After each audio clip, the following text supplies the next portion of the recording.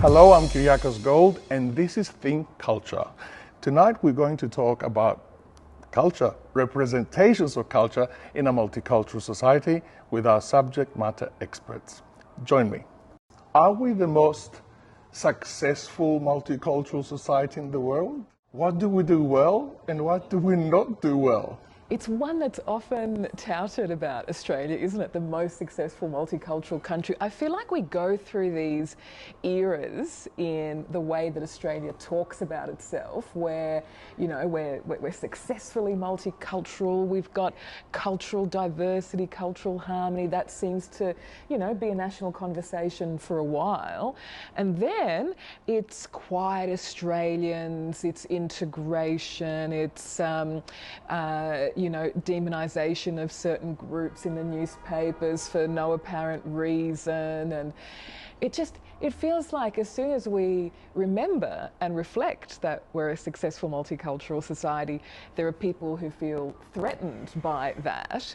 And then they decide to use being threatened by that for political means. To divide people even more. In the conversation we're having today, we've just had an election here in Victoria, and we saw political elements and elements of the media wanting to create divisions that the election outcome has shown were not there. So I think Australia is a far more successful multicultural nation than sometimes our political decision makers think. I wish we could just more comfortably see it as, diversity is just mainstream. It is just normal. The world is big and complex and amazing, and all of our cultures are interesting and interconnected. Well, I think that it's one of the most successful sort of experiments that we have in multiculturalism in Australia, because it's the first time that it's one of the very few societies that they address these issues, of cultural differences, of cultural and cultural identifications, if I may use the term, that one, but not in a legal sense, but in a practical sense in everyday life, which is really, I think it's a very important aspect of this process of multiculturalism in Australia. It's an organic process of the society itself. So that's why it's so successful. We learn to live with each other by living with each other, which is really important. And I think the main mistake that we see in England, in societies like England or the United States, or even in Canada, which are models of multicultural society, is that they become institutionally, they legally bound, and then become realities in a social sense, which is, I believe, it's a very, very serious error in Australia. From the 80s onwards, we must say that the Labour government, built these bridges between the different communities by giving them incentives to work and harmoniously together, which was really interesting in that respect. It is something that was stopped for a while by John Howard, but then it was readopted by the coalition government when they took power again. But I think that overall, the legacy of the Labour Party to bring organically the communities together was very successful. It led to a sort of a kind of essentially living together without conflicts, without any cultural suspicion. Of course, there's always the question of the first Australians, and I think that has to be addressed much more officially, because they are the original owners of this country, and this country belongs to them. So I think that there has to be a legal recognition of that in the Constitution, through the court system and the institutional structures of the different states. When I look at our multicultural system and I focus on education, it feels to me like a transition system. So we have interpreters for the elderly, but we don't invest in languages at school as much. Is it a true multicultural system? Is the system multicultural, or is the society that is very multicultural and colourful? I think there's a big distinction in exactly the way you put it between the reality of intercultural relationships, intermarriage, all the indicators, residential mobility, all the indicators of cohesion and interaction between groups, and then institutions, which are very slow to change. And our education institution, it would be wrong to say that there has been no progress. There obviously has been a lot, but it's nowhere near at the level that we would want it to be. And very importantly, it's nowhere near at the level that it used to be. In other words, in the last 15 years, we have gone backwards in terms of the level of provision of language education, for example. So I think it's a very mixed picture, and I think that the failure of Australia to institutionalise substantial, serious second language education is really telling. Do you see many non-Chinese Australians coming to the museum? We have two streams of audience. One is the general public and one is school children. We actually have more school children coming to the museum than adults. We have close to 30,000 school kids a year come to the museum, and that's just a mixture. Lots of them are Chinese amongst that school cohort, or Asian I should say. Although we're in Chinatown, we are a destination for tourists, for general public, and we just have a mixture of all kinds. What's the experience at the Italian museum? We don't have the patronage and traffic, I think, that the Chinese museum has. Our audience is probably more the Italo-Australian audience, although we do get quite a number of non-Italo-Australians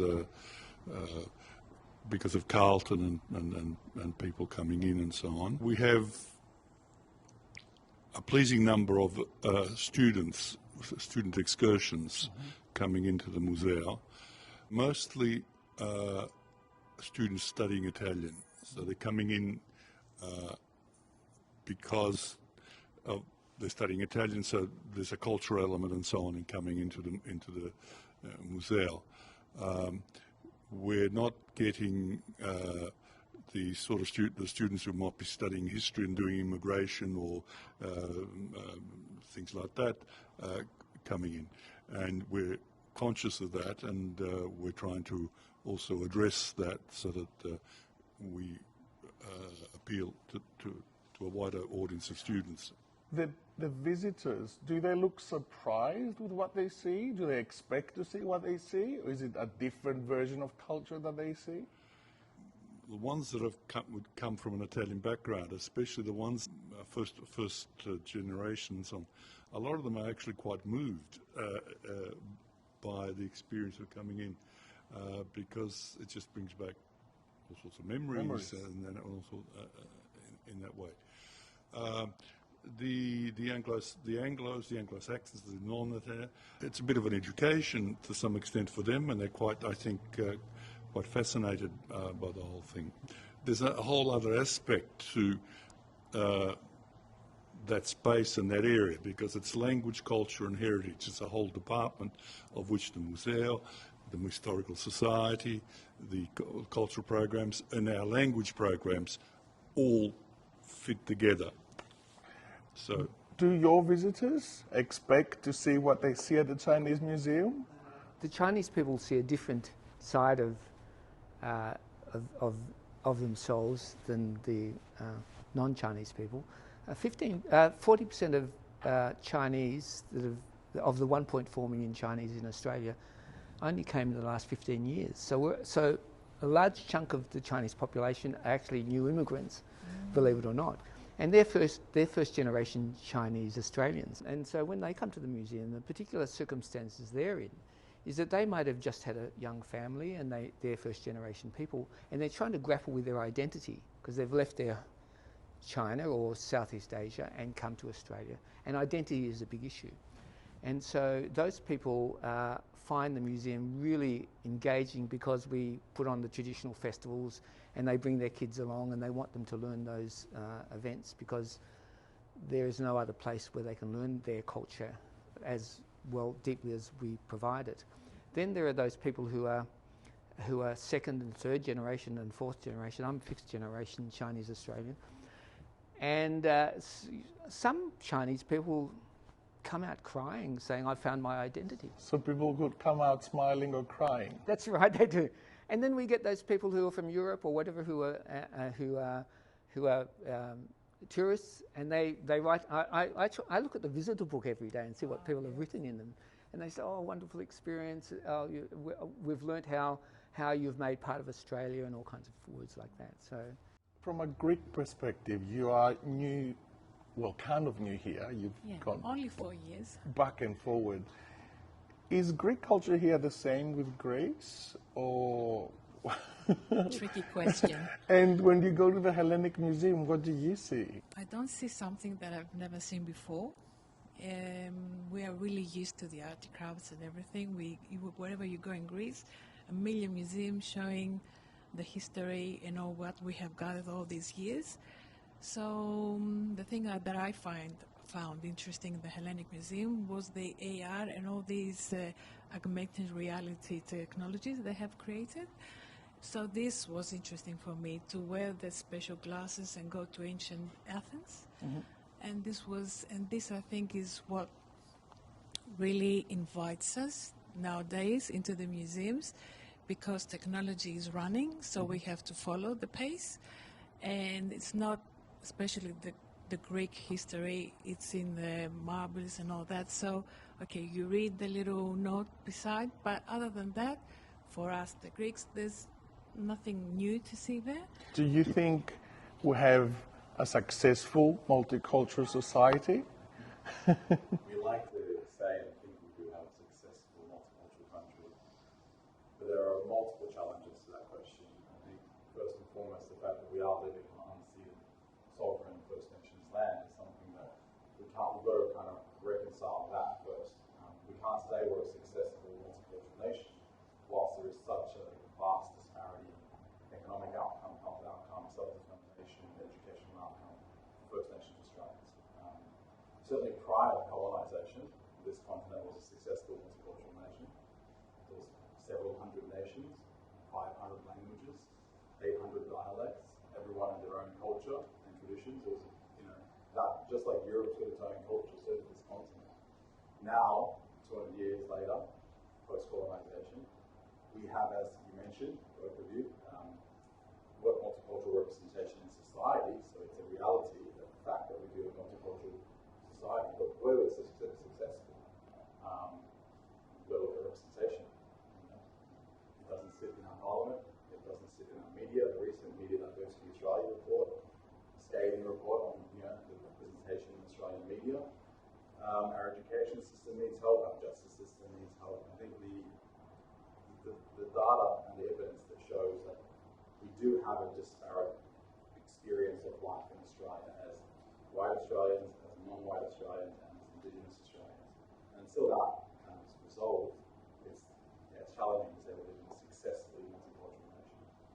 It's the First Nations of Australia that were the most successful multicultural people living in ways with such, deeply embedded, entrenched ways of exchanging culture in border places, in ways of welcoming, ways of recognising and honouring country. It's just unfathomable to imagine, such an extended period of time of deep care for country and putting country first. And you made the really important point about, what representation means in terms of, we think about media, about, the faces we might see on television or the voices we hear on radio, or how our cultural institutions give us, experiences to share. But then when we look at representation in terms of the political decisions that frame our lives, it is... it's extraordinary just how deeply entrenched that structural inequity is in so many different ways, it seems to prevent those political and decision-making structures from actually representing what Australia is. So it was very disappointing today, on the day that we're having this conversation, to learn that the National Party in Australia have decided that they are going to oppose the First Nations voice to Parliament.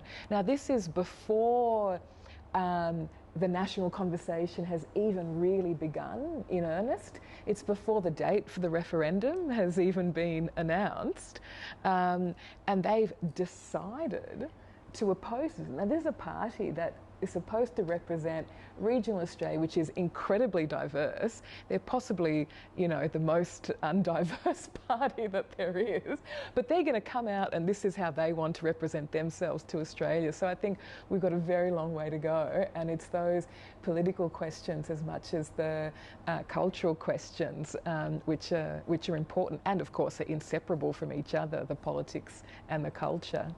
Is there an Australian lens to foreign cultures, Joseph? I think in multicultural discussions we can't really talk about foreign cultures and foreign languages. I think that we should use a concept of culture that's dynamic and hybrid.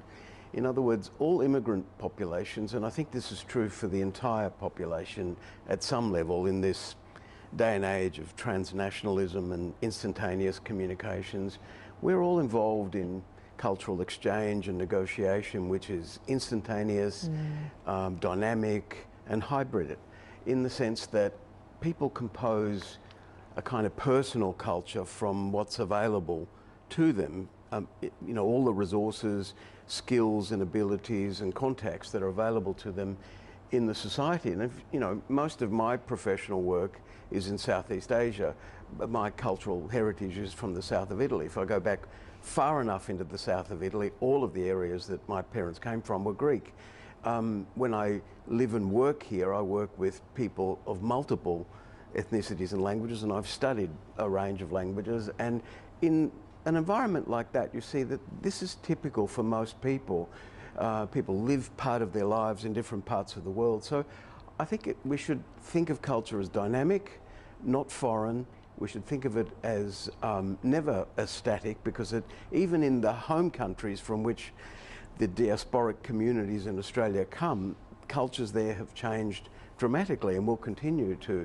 So we should have a notion of culture that's always also contested. You know, within cultures, people want to bring about change for more equality or openness to this or that other group. So I think we should always be wary of accepting an idea of culture that's static, and we should also be wary of anyone who talks about returning to a form of cultural purity, because in fact, you know, there are dangerous political movements that take off from those basic notions. So I think that when we talk about Australia as a multicultural society, we need to inject into the conversation ideas that are pluralistic, dynamic, and flexible.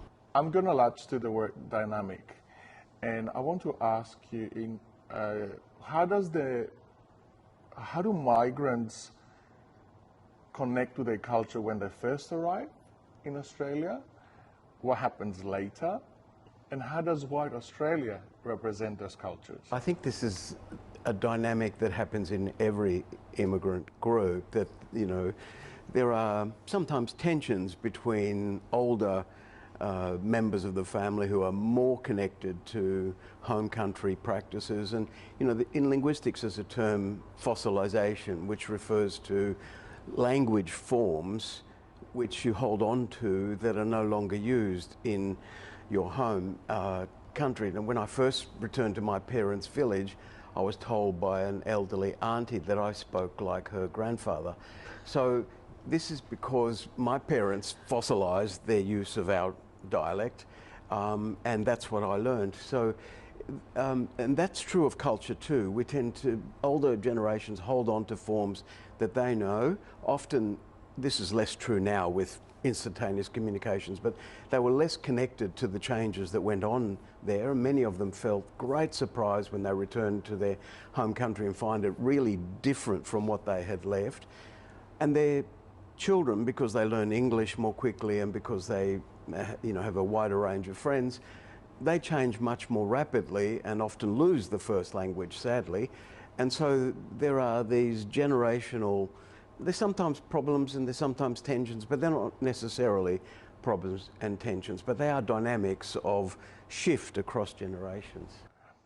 I remember in my first ever research, Mark, a long time ago, when I was looking at what Hellenic culture means to Greek Australians and what it meant to me as a fresh migrant here.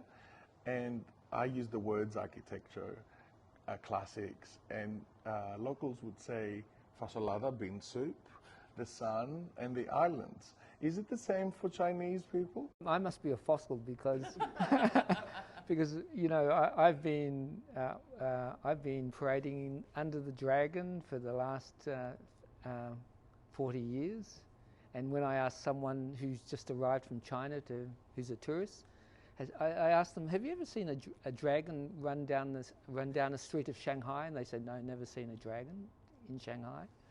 And so we do what we've been doing since before 1900. You see photos of dragons going down Swanston Street in 1901 when the first Parliament sat. Are you telling me I've had more of a Chinese experience Yes. than people in Shanghai? Yes, that's right.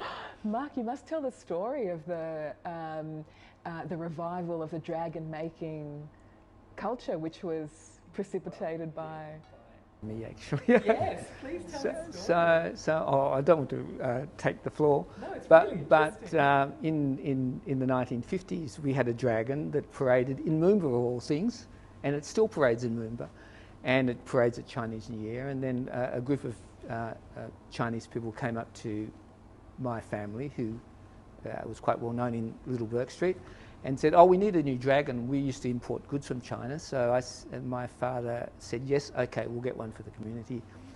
And when then my father passed away, I took the baton and went back to China, and looked everywhere. I thought, "Oh, I'll go to the lantern factory where they make lanterns similarly to the way they structure dragons." And so I went back there.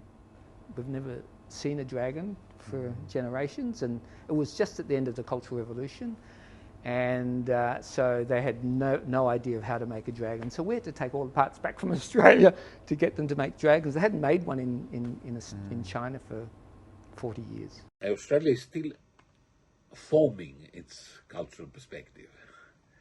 I mean, I will be biased in this. The only prime minister, the only government, the only administration that had a new perspective about this was the Labour government under Hawke and Keating. They are the only period when the lens that we have today about the cultural perspective, Australian cultural perspective, were formed.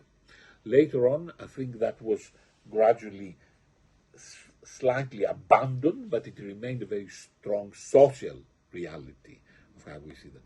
But I think now it's not fully formed. It's still under construction, if I may use the term. It is a way of looking at other societies through the members of these societies that are already members of the Australian society. As you see, this is a very important thing, all right? Because we see Greece, let's say the non-Greek Australians see Greece through the eyes of the Greeks who live here as well.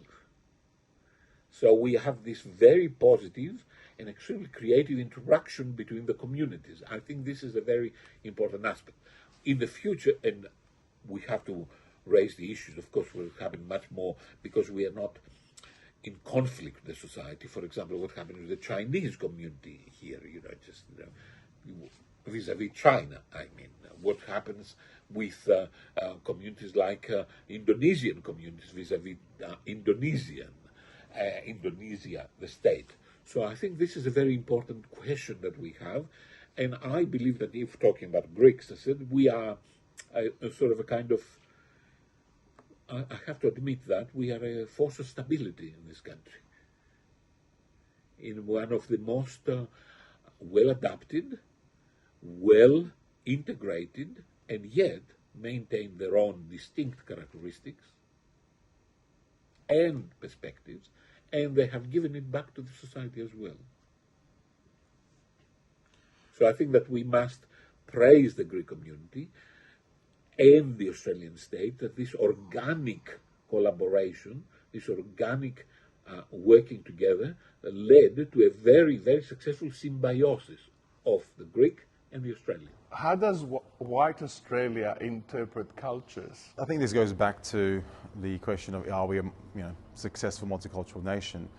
The language we still use to this day, like of describing non-white Australians as culturally and linguistically diverse, immediately separates anyone who's not white Australian and says, you're diverse, and then we're going to use this acronym for you.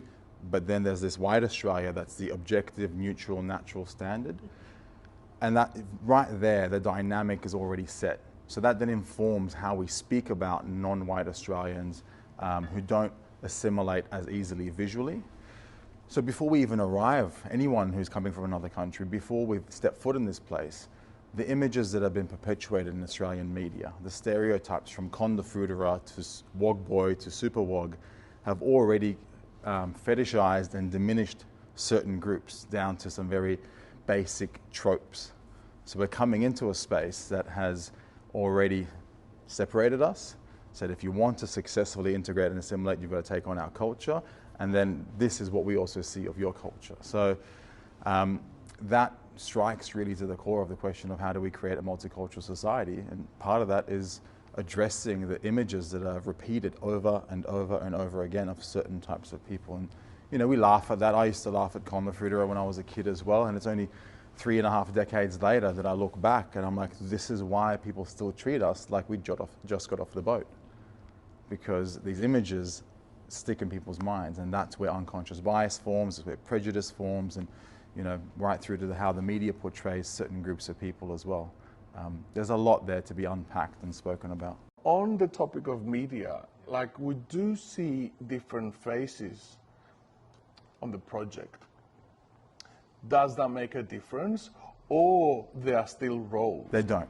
I think the sprinkling of diversity again reinforces the idea that there's this imagined white Australia majority and everyone else is the diverse person. So we have one brown person here, one off-white beige person here, one dark person here, and that's our diversity.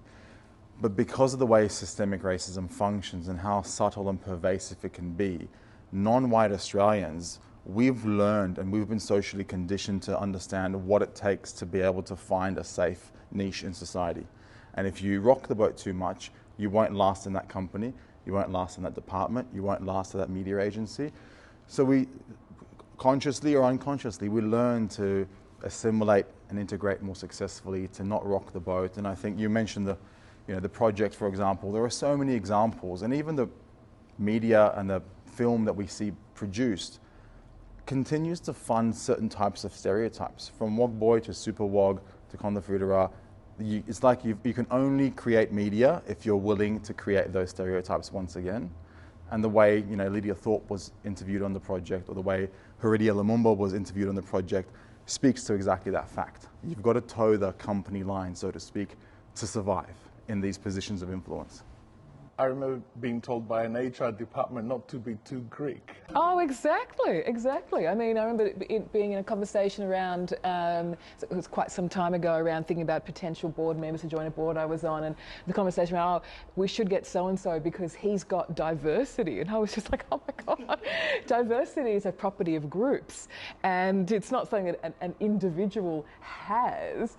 And as soon as you're having that conversation as, the white Australian, there's a diversity that you're part of. It's just that you're the part that's actually, holding it back and denying it. And I think that term that Irfan has mentioned, culturally and linguistically diverse, I'm hearing a lot more in arts and sort of social context, the term culturally and racially marginalised, to talk about particular communities, because culturally and linguistically diverse, again, that is everyone. And if we're talking about working with particular groups and immediately calling out the fact that we're identifying people or groups because of structural disadvantage and structural racism, then we should call out that there are groups of people who are culturally and racially marginalised, and that cultural and racial marginalisation is happening in an ongoing way. You know, that colonisation is not a project that ceased at a certain time. It still happens. And so, yeah, when you look at those choices that are made in terms of what films get made, but in particular what comedy gets made, I think that the question of what comedy is made has an enormous impact on Australian culture and Australian cultural diversity, because that's where, exactly as you've just said, when we're kids, we laugh at these things because our other friends who might not be from our backgrounds are also laughing, and you know, you want to kind of fit in and understand the culture, and then you think, oh, wait a minute, on what basis are we laughing? But the media in Australia at the moment is less diverse than it was in the 80s. In the 1980s, before SBS was born, there was Channel 10 and possibly Channel 9, but there were definitely two commercial TV channels in Australia that on Sunday morning, do you remember, there was Let's Go Greek Adaxi and the Italian Variety Hour. So on mainstream commercial television, there was non-English language broadcasting. Then when SBS came about, all the commercial channels thought, oh, well, they're going to do all that, you know, cultural stuff. We don't need to do that. And there's no broadcasting regulations in Australia that require any kind of non-English language broadcasting. And so it became ghettoised, I can't stand that word, but you know what I mean, into SBS. And so it was as though the rest of the media thought, oh good, you know, those Wogs and Asians and Arabs and other ethnics won't get our jobs, they'll all go to SBS, and we can just, you know, be white Australia. Well, it's funny you said that. It would be very interesting to see how many CALD or CARM managers are at SBS, because it's my opinion that they're very white. I'm sorry to my SBS friends. No, well, I'm an ex-SBS employee, and I can tell you it's, yeah, very disappointing. However, just today it was announced that for the first time in Australia, an Arab Australian woman is going to be a co-host of one of those vacuous breakfast shows. So that's a win. It's absolutely an agenda conversation. What I normally say is that we're not just one thing. We're not just Greek or just Italian or just female, you know, with many different things, so that all the conversations connect. There's also a great story that Mary Kostakidis tells when she was at the very beginning at SBS. And then there came a time, you know, she was doing research, she was doing translating, and she thought, oh, you know, I think I'd really like to be a newsreader. And so she walked into the decision maker's office and said, look, I'd really like to talk seriously about, you know, an on-camera role reading the news. And his response was he just turned away to the window until she went away. And that was the first response. And she was, you know, one of the most successful, well-known and trusted Australian newsreaders in Australian history, until SBS went down a very bad strategic path and she felt the need to resign. You're really hitting it on the mark. The fact that, you know, one Greek person or one Arab person making it onto the screen as a win for 50% of the nation tells a lot about where we are on the journey to being a successful multicultural nation. I think that we need a sort of a more exposure of these communities, through more visibility of the new communities of Australia through the media, through the ABC, through the radio, through the system of information that we have in the country. So very important, because as you see, Australia is almost a country of 170 nationalities. So there are new things, new social groupings emerging as well. And then something extremely important, as you see, which I think is happening in Australia at the moment in a faster pace than in any other country. The hybridization between these communities. That is to say, we have new groupings emerging through intermarriage, through in living together, both sort of a kind of same-sex and heterosexual couples live together, create a completely new reality now. I mean, culturally, by exposing themselves to the otherness of cultural realities, the cultural experiences. So I think we see new social groupings emerging in the country, and that's very, very positive in this case, that this society is gradually transforming into something much more, I wouldn't say diverse and unified at the same time. There's unity in diversity. Joseph, how do we bridge those differences? You know, there's obviously parts of society that look at culture this way and parts of society that look at culture this way. How do we bridge them? Are museums enough? Well, museums are an important part of changing things by presenting dynamic views of what culture is and how it changes. You know, Mark's comment before about the multi-generations within the Chinese communities, people should think about that when we talk about communities. They're obviously completely different within themselves. There's no single Greek community or a homogenous Italian or Chinese community. So I think it's really important that we focus on the idea that culture is dynamic and flexible, and we create hybrids for ourselves depending on the multiple inputs to our identity. The other thing I want to say here is that Australia's not rare in this. I mean, nearly every country in the world, or many countries in the world, are dealing with the challenge of pluralism. You know, some of the countries we're talking about today were countries of mass emigration for a very long time, and are now countries of immigration. You know, Ireland and Scotland and Italy and Greece are all countries that historically sent labour force abroad, or not all of them, but certainly three of those four countries, and now host very large numbers of people and are dealing with similar kinds of challenges. And the problem ultimately comes down to the fact that nations define belonging according to a narrow set of precepts of language, culture, sometimes religion.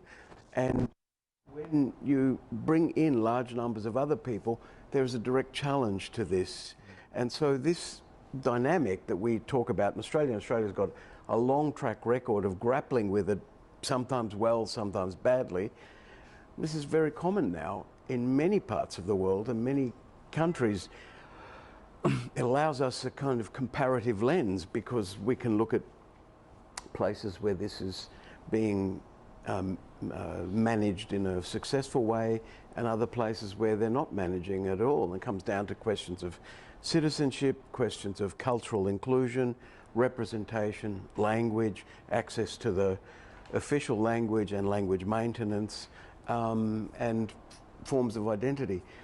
And it's also possible that actually you can be in one place and be somewhere else at the same time. I mean, this is a concept that's come out of some studies that we can do, but all of us have this experience. You could be walking down a street in Melbourne, and on your headphones you can be talking to your family in Lagos, Nigeria, or in, I don't know, Florence in Italy. And this being physically in one place but mentally somewhere else is a totally new phenomenon. It's never existed in human history before. So what we can imagine for the next 5 or 10 or 15 years will be very unlike what has been possible in the past. And so I think we just have to accept that basically the experiences we have are going to be put through an amazing mixer, and none of us really knows how it's going to look. But one thing we do know is that certain skills and abilities help you in the world, and one of those is language abilities.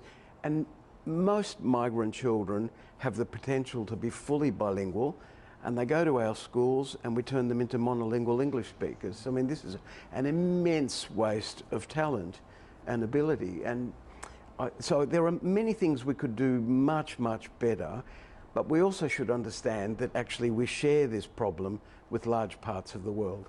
And you back at my first question about the system, whether it's just a transitional system into everyone becoming monolingual and and of a particular culture. I think bi and multilingualism will be the literacy of the 21st century. So I really doubt that Australia will be able to remain dominantly English the way it has been, because it's very clear that we're part of a world in which other languages have enormous value and will have more value in future. So I think Australia will be pushed to change in that way. You made me think back, John, about my own past when I was young, and my mother told me that it's actually sometimes luck about what happens to you. And she told me that when I was going to school, she was talking to a teacher, and she asked, should I be speaking Italian at home with my children, or should I be speaking English?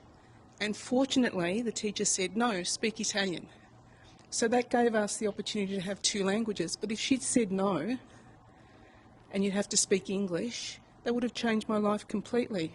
And you're right, by having more than one language, it opens doors, because it also opens your vision, because you see so many different cultures a bit more close up, and you feel that too.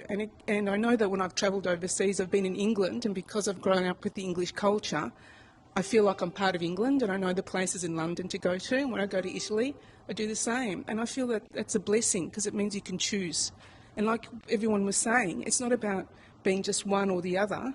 You can be as many as you like, and you can choose. Today, I think especially having the COVID experience, the process of diversification has accelerated, to be honest. And I think now, we see after 3 years of essentially lockdowns, right, the society needs to open up, and will open up much more sort of effectively and much more sort of a kind of, if I may say, widely, in order to incorporate the new things that happen in the society. And I think that Australia is a stable society, overall a successful economy. It's an economy that is to say without the ups and downs, let's say, of the Greek economy. Right? We don't have bankruptcies in Australia. We don't have the fear of bankruptcy in Australia. Australian dollar is a very strong currency, and it's supported by productivity, local productivity as well. And I think this is going to be, I think, after the COVID and the 3 years of 2 to 3 years of lockdowns, I think Australia is placed very well in a position to incorporate new challenges come from the outside. And I think that it's a very interesting way that you see, even despite the strange way that dealt with even the Morrison government, and the new government, of course, much more open to the new realities that we have. It is a relentless process of renewing your society. And I think this is going to happen now. I find it very difficult for a culture that can last for thousands of years, for us to in one generation change our culture. We can be multicultural, but to say Australia has a culture is very hard to think, other than First Nations people, it's very hard to think that us new arrivals can form a culture straight away. When you think that the first racist law by the Victorian government was established in 1857 against the Chinese, and in 1975 there were still racist laws against the Chinese 120 years later. And when I was young, I wasn't young in 1975, but there was a racist law against Chinese people. So how can you change the idea of culture by saying, I'm going to pass a law to say, oh, you're not allowed to be racist anymore. I'm going to pass a law to say we have to be multicultural, or a policy, we have to be multicultural. Laws don't make us change. It's the people that make us change. And if you've been brought up for 30 years or 50 years as in a certain mindset, it's not easy to change that straight away. It might take 2 generations to change that mindset. We don't have that time. But, well, exactly. We don't have that time. I know. But unfortunately, that's why things are so slow to move, because people are brought up in certain circumstances. So. We've spoken about the influence of media and images of media, and how welcome or home people will feel in Australia. We've spoken lightly on policy as well, and how, right up until the 70s, the White Australia policy was officially in place, and Unofficially, it's still in place with our offshore processing history as well. But sometimes it's even more subtle than that. I think even our migration settlement services sector, the language that's used, the processes, the basic assumptions, the lack of representation of non-white Australians in senior leadership and CEO and board positions still has an air of cultural superiority to it. It's predominantly white Australians who lead that sector, and the language that they use and the assumptions they make and the policies and procedures they implement still has a assimilationist type of undertone. So when we talk about successful migration, successful integration into society, it still is very much based on assimilationist policies of like, well, if they can't find a job in Australia and they're not economically successful, it must be their language skills, it must be their emotional resilience, it must be their motivation. And the recent report, the self-efficacy report from Host International, is another reflection of that. Rather than acknowledging that we've got a systemic racism issue and we need to address unconscious bias in the workplace and recruitment issues, and we've got people with PhDs working as interns, we've got architects driving cabs. So we've got to shift that and be like, well, actually, no, successful integration, to some degree, you may need some basic language skills, but to continue to insist that it's about learning our culture being white Australian culture, learning our language, and then having more motivation or resilience to be able to integrate is really like racist at its core. And that's our migration settlement sector. So like, we've really got to have some challenging conversations about how we go about receiving new Australians so that we can tap into this dynamic culture that we want to create and acknowledge that there is no Australian culture and then the ethnic culture. And as sad as it may be to see some of those evolve, that's the only way we can have a successful multicultural nation, is to acknowledge that no one demographic, i.e. white Australians, represent Australia. If anything, First Nations people represent Australia, the rest of us are guests. In this project, we've facilitated our first trail between the Multicultural Museums of Melbourne with the help of the Victorian government. What do the museums of the future look like? That's a very important discussion about the museum culture. Museum culture, although it changes now, gives you a perspective that something has ended. It's about history. It's a process that has been finalized. But the cultural experience is an ongoing process. Everything is in flux, as you understand. Everything flows, everything changes, everything becomes something different.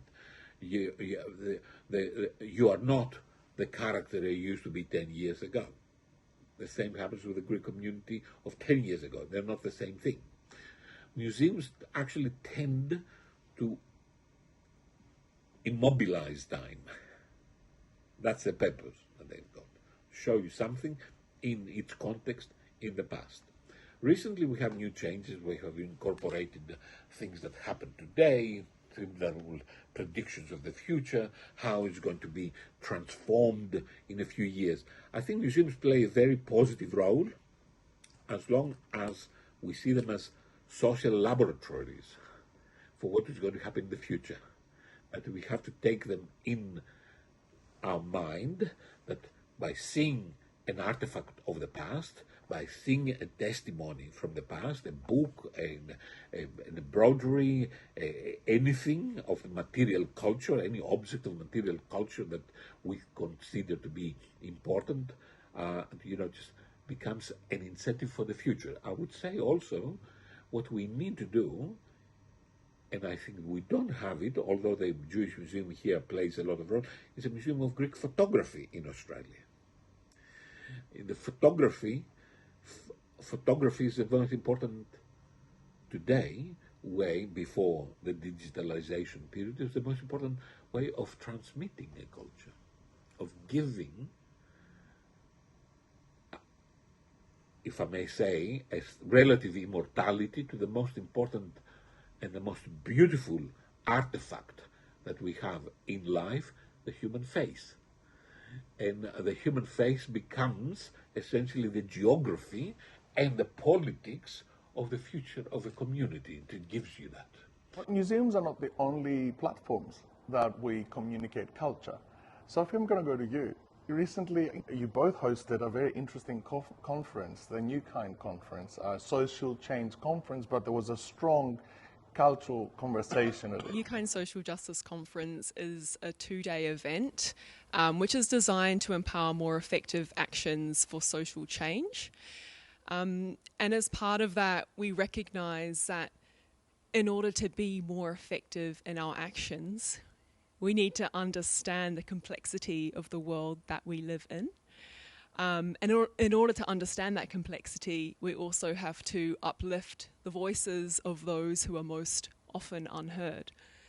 So as a result of systemic racism here in Australia, we have a lack of representation and in our leadership, in our policies, in our organisations, which means that we have approaches to change which are through the dominant white lens that this, colonisation has resulted in the normalisation of. And what that means is that even though people might have good intentions for change, their approach is only a very narrow lens of their understanding of the world around them. It's not being fed by the perspectives and the lived experience of those who at the receiving end of racism, for example, of gender inequality. So as the operations manager for New Kind Conference, I recognise that in this imbalanced ecosystem that we live in, where we've got this cultural superiority and other cultures that are inferior, we as a team have the power to try and shift that representation by intentionally elevating those who are from non-white cultural backgrounds, are of diverse gender representations, so that we can actually fully understand and comprehend these issues that we're facing. And not only that, but we also understand that the more diverse groups are when they're working on problems, the more innovative the solutions are, the more well-rounded they are, and the more, we'll actually be able to solve these issues that we have, these socio-economic and environmental issues. We've had many chats about how the museums of the future look like as we were designing the trail. How do they look like? Are they very different than what we used to? Or are there new techniques in communicating culture to people? Certainly there are new techniques. The museums have to shift from them just being the keepers of the history and being there just for people to go in and go out. They have to change the stories, the narratives. They have to start the conversation, and technology plays a really important role in this. For me, it's coming here from Europe. They're struggling there to have the museums open, just to say this, because of the funding. But I see here in Australia that it's the same. I thought it would be better, but it's not. They are struggling, these organizations. They need more things to be done, but if the funding is not there, the resources are limited, the opportunities are less. So is it immersive? The new museums, are they immersive? Yes, they go in and are go in another world? This is what attracts the people. For example, in Santorini, there's this museum that it really has a 6th dimension. You go inside and they try to describe how the big earthquake happened a long time ago. So rain comes on you, you're moving, they're shaking, there are noises. You just go inside and say, oh my God, the earthquake is happening now and I have to get out. But it's not. And they're trying to tell the story of the lost Atlantis, which they think that Santorini was part of it. And this, for me, it was really amazing because I wasn't expecting this. I was just expecting to go in, to see again the statues and all that. But seeing this different kind of thing made my kids happy. They just wanted to discuss about it afterwards, this is the thing that bring the young people in, because from there everything starts. But that's a private enterprise. Isn't that almost like a theme park, or is it a state-run museum? it's not. It's semi-state run. People are funding it, the private entities, but it's quite unique, and you cannot find it easily. So I thought this was really innovative, and this is where the future is going. Make the people to participate when they come into the museum, so they feel that they're in the conversation with the museum. Ferdinando, will we ever see anything like that at Museo? Well, in our small way, we've begun that. So the current permanent exhibition has been what's the term? It's been turned into a virtual reality tour. So that will also be made available, for people who can't come to the museo and so on. So we're aware of that, and we're starting the process of doing that, and moving away from a completely static exhibition. We haven't actually used the word art yet. Allow me to use the word art. But like in my Greek mind, or because I still translate after 30 years, culture and art is the same. Yeah. But it's a little bit different. So well, we're talking about culture and art and techni and technologia right now because of that notion of the immersive. But in the last few years, museums and galleries across the world have had a big conversation led by ICOM, the International Museums Organization. Think about what is a museum? What is the definition of a museum? Because, speaking of culture and integration and assimilation and purporting to have cultural authority, museums across the world have realised that there is a special cultural responsibility, particularly when you have taken the objects of other cultures and are purporting that you might be the authority for the presentation of those objects. And so there's a lot of discussion around that.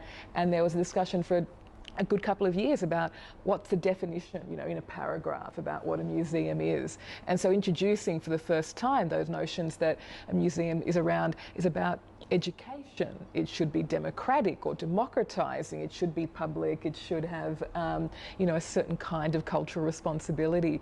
And so the conversation around immersive spaces and the technologies around virtual reality, yes, they're interesting technological questions, but they're also about museums offering the kind of experience where you don't walk in and expect this institution as the sole global authority in this space to tell you a story about someone else's culture, but what you expect is to participate yourself in that learning and understanding and to be in a space where something democratizing is happening.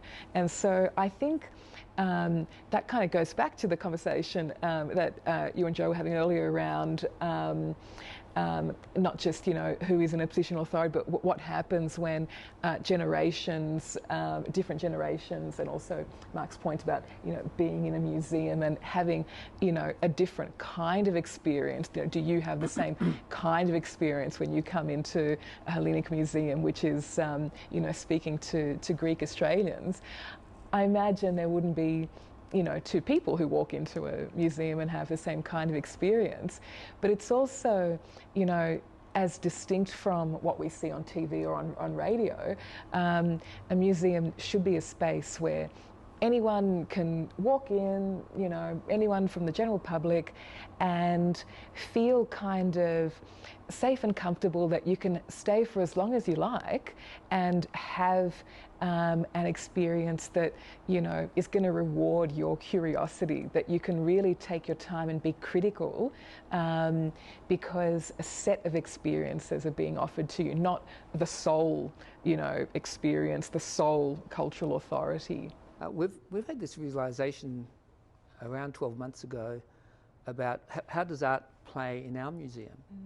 And it sort of goes much further back. We have done not the virtual realities, but 10 years in the 2010s, we created gold mine in the basement and a rocking ship, and the most popular thing with the kids is getting in the rocking ship and having it go through the oceans. And that was our sense of reality before it became virtual.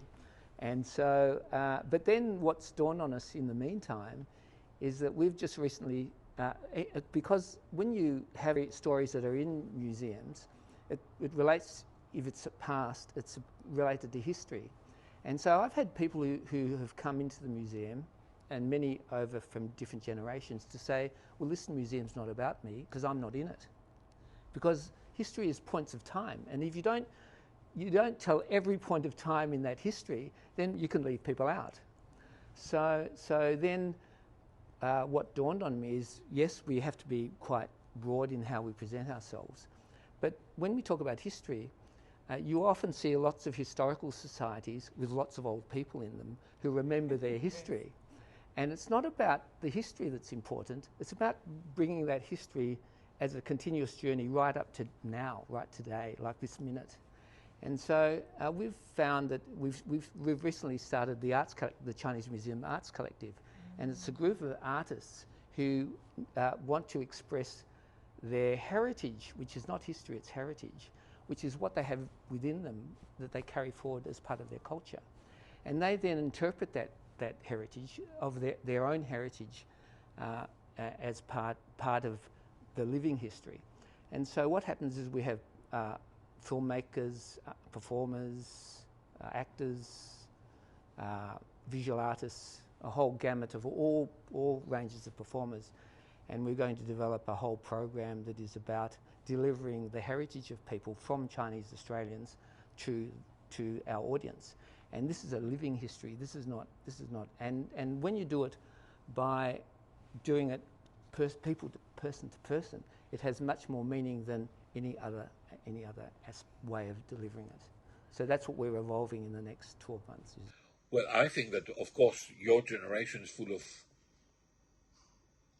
mechanical gadgets, essentially, iPhone, that whole thing, which is very successful. But in reality, the final, if I may say, criterion, the ultimate criterion for communicating culture are the venues where people meet face to face. That can be a disco, that can be a Greek, just a concert hall, that can be a place where fairs and community events take place.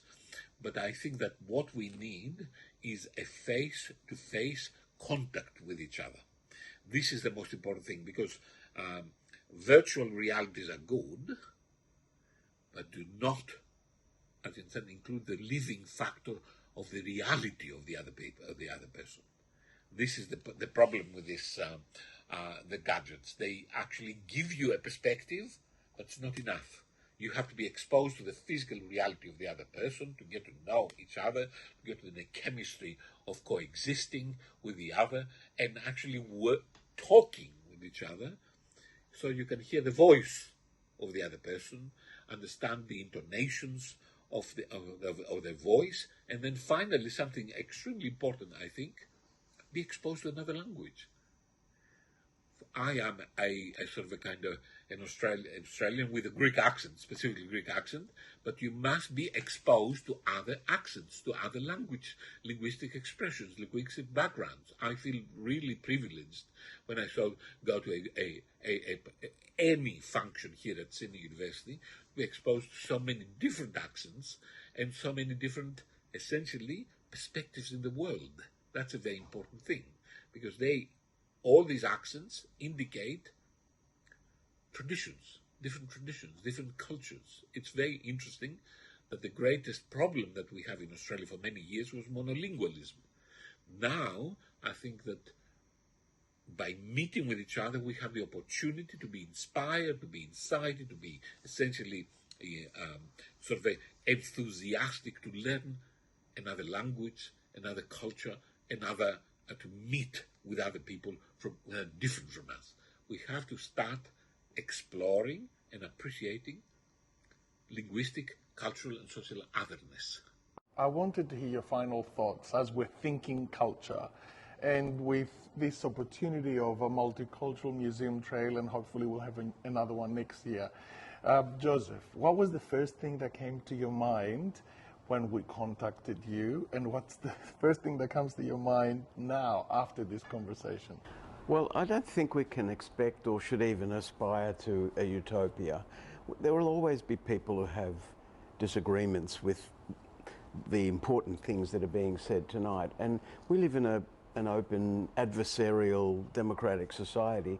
And I've struggled I've worked in language policy and language rights in Australia and many other parts of the world for 40 years or more, and I have got past the idea of imagining that the ideas that I promote will prevail. I think we have to see change as the commitment that we make to improving societies for people who are excluded, and the cultural richness that we know cultural and linguistic education produces. But there are many people who disagree with these ideas who are reasonable in the sense that they reason their opposition to these ideas. And I disagree with their reasoning, but I have to accept that they reason their way into an oppositional position. Do you know what I'm trying to say? You're being Voltaire. Yes, maybe. And I've reached this position through many years of struggle and involvement in policy change, and seen progress for periods of time and then significant backsliding, and then more progress and significant backsliding. And I think that we just have to accept that the way in which power is distributed in society to make decisions is such that this will continue to be the case. I wish it were not the case, but I believe that it is. So I think that the museums and the transformation museums and everything that you're proposing here are really important things that should be advanced. And we know, for example, that modern communications technologies, when they first started to emerge, people were imagining that the internet would be an English-only space, that it would be the end of minority languages. In fact, the biggest friend for small and dispersed communities is the World Wide Web, the internet. I mean, the aggregation of groups who might live in, part of the diaspora will be in Argentina, part of it will be in the Horn of Africa, part of it in Europe, part of it in Australia. These groups are able to use these technologies in ways that are very creative. So there's a lot of power that's shifted just through the possibility of aggregating groups who are dispersed but always small and relatively powerless in the situations they're in. That's where we should put our energy, I think, because the world of nation states imposing narrow views on people will be around for some time, but it has lost so much of its control and will continue to lose it. But I think it's a long, long process. Ferdinando and Elizabeth, with great thanks that you've opened the doors of the Italian Museum for us. Any final thoughts? I think we have reason to be at least mildly optimistic about what's happening here in Australia. Compared to lots of other places, I think the progress is there. There's a lot more progress to be made, and so on. And I think we, in our own little world of Carlton there, I think through our museo, through our historical society, through our wide-ranging cultural program, through our support of the teaching of Italian and so on, I think, or at least, in the Italo-Australian world, we're doing our bit. Elizabeth, any final words?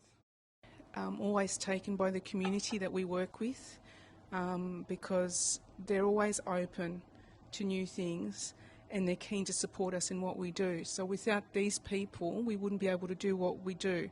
So I'm always, thinking how blessed we are to have that. They also challenge us because they question what we do, which is important. We need to do that as well. And I was thinking that we do have a lot of hope about change, and I'm looking forward to the day where we don't have to worry about whether we're a success or not, about we are a success and that's the end. We don't have to keep talking about it anymore. My grandchild, who's 2 years old, is a quarter Chinese, partly Polish, half Italian, and when you look at him, and my daughter's half Chinese and half English and etc. When she went around the world recently, when she was in her early 20s, they couldn't work out whether she was half Indian when she went to India. They couldn't work out whether she was half South American when she went to South America. They couldn't work out whether she was half Chinese. She just looked like a person of the world. And so I'm just thinking that in 2 or 3 generations, your identity, and I wonder whether the Chinese Museum will actually exist in 3 generations, because people may not, or there will be a large proportion of the population will say, well, I don't belong to any ethnicity. I'm just part of the world because I come from lots of ethnicities.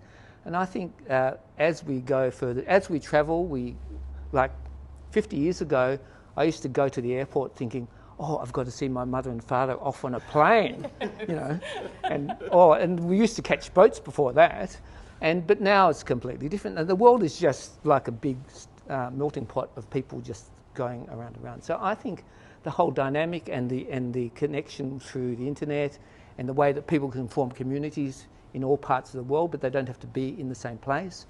And you may not. I was speaking to a black American guy who had a conference in 2000 saying that I don't think identity will be related to ethnicity in the future. That's very true. I mean, if you think of aspects of like ability, for example, no matter where you're born, you're able in this way. But if you're born in China, you're Chinese. And if I'm born in Greece, I'm Greek. If I'm born here, I'm Australian. But I'm autistic everywhere. Do you know what I mean? Like, I've been thinking of that this week. I'll be queer everywhere and I'll be autistic everywhere. But if I'm born in Italy, I'll be Italian. But if I'm born here, I'll be Australian. So what is that first point of connection with identity? I am extremely hopeful about the trajectory that we're on. These conversations around culture, power, democracy, social cohesion, as disheartening as it can be, I think we're definitely on a trajectory. We've got to recognize that we are on a flight path. And the future, whether we get to see it, whether our grandchildren see it or great-grandchildren get to see it, whether it's 2 generations or 2 centuries away, we have to resolve these issues of disparities in power, conflicts between cultures and ethnicities, in order for us to actually be able to ever achieve the fruits of human civilization. We haven't even scratched the surface of human capacity right now. We have as certain cultures here and there, we've had certain peaks in certain cultures, but as a human race, we have yet to begin to see what we can achieve once we address the issues of prejudice, gender, disparity, prejudice along the lines of class, sexual orientation. Once we are able to resolve that, and I think we're moving towards that, the world that is possible, we can't even yet imagine. And I'm very, very hopeful, even though we may not be around to see that civilization, like a tree that takes 20 years to fruit, we're still part of that tree. And we get to play our small role in that process, and there's not any other option really available to us. As a human race, we are one family. We happen to be a dysfunctional family, but we have to resolve that. We have to resolve the dysfunction that we've caused between ourselves, because it's disrupting the very ecosystem that we live in now. So we've got to come up with better ways of governance, better ways of economy, better ways of interaction. And I think certainly we are on the path towards that. And as much as it's incredibly exciting to think that, maybe we won't identify as a particular ethnicity or a culture, I think just like any ecosystem, there needs to be space for that as well. I think any thriving ecosystem requires a diversity, a biodiversity of life. And I think, maybe in Australia or some parts of the world, there might be this melting pot, but I think we need to maintain cultures as well to a degree, because a culture is food and dance and the rest of it, but it's so much more. It's how we think about the world. It's how we interact with the world. Our language informs our thinking informs our solutions. So we need to have a thriving ecosystem of diverse worldviews and diverse perspectives to be able to solve the complex challenges that we have right now and we are going to have in the future. So it's a big challenge, but I think we're on the right path, and I'm very, very, very hopeful that we will be able to have a united global identity as well as the localized ethnicities and cultures that we have. And I think that's probably part of the solution, is to be able to establish that supernatural, super ethnic group identity where we have our culture, but we identify as a global citizen as well. Well, this is really, as I'm listening to everyone, it has occurred to me that we're at this really dangerous but very exciting time in, the history of this planet, where that distinction between culture and ethnicity, or the distinction between culture and political nation-state boundaries, is in conflict. In ways that, people in positions of power are desperately trying to protect. So look what's happening with Russia and Ukraine, China and Taiwan, Iran and its people, the US and whatever on earth is going to happen over there. So the internet, which has connected people up in different ways and allowed us to connect with language, with culture, to find people who are empowered or disempowered in the same ways that we might be, is obviously, we've reached that tipping point where this is now threatening political structures and, entire nation states. So you'd think that we're now smart and creative enough in the world that we can see that next negative that's going to happen, and we can support each other through it in far more constructive ways. So I'm excited about the roles of various cultural institutions in leading discussions, particularly in creating spaces where, the artists who've got the most bold, creative voices can continue to create the work that shifts our perspectives, but also to keep having the spaces where we can have the conversations and lead the actions that change the world. Thank you. Thank you, everybody, for helping us build communities. And I want to share with you that today we were announced as a finalist for a Telstra Award in building communities after last year's nomination for Accelerating Women. So I'm really grateful that I have you all to share that tonight. I hope to see you soon in possibly a bigger Think Culture. Thank you, everybody, for thinking culture with us. I am Kyriakos Gold. Stay tuned for more content that amplifies voices here at Just Gold. Good night.